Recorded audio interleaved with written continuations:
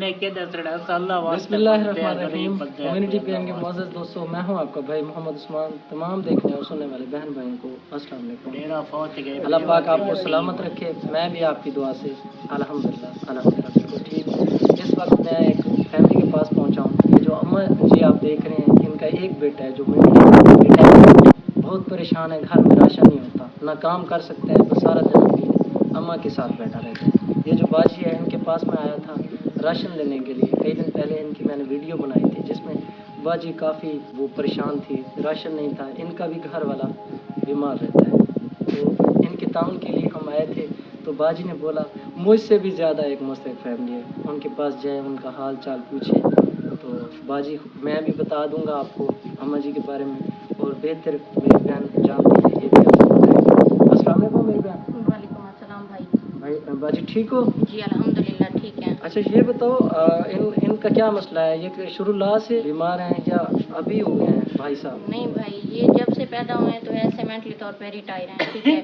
दूसरी बात ये है कि इनकी जो वालदा हैं वो बेवा हैं। इनके अब्बू की डेथ हो गई है जब ये छोटे थे, तो इनकी डेथ हो गई। दूसरी बात ये कि साल हो गया है इस अम्मा की ना आंखों के आगे बिल्कुल मोती आ गए, दोनों आंखों के आगे नज़र कुछ नहीं आता। इसका बेटा है, कभी हमसाए कभी रिश्तेदार आकर इनके घर की सफाइयाँ कर जाते हैं, रोटियां इनको मैं बना के देती हूँ, ताउन रिश्तेदार थोड़ा बहुत कर देते हैं।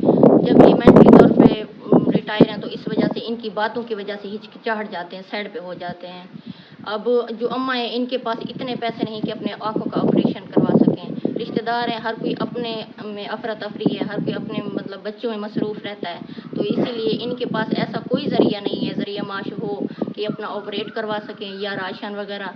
ये दर दर पे बेचारा जाता है, अपनी अम्मा के लिए 2 रोटियां ले आता है, अपने लिए भी रोटियां सालन ले आता है।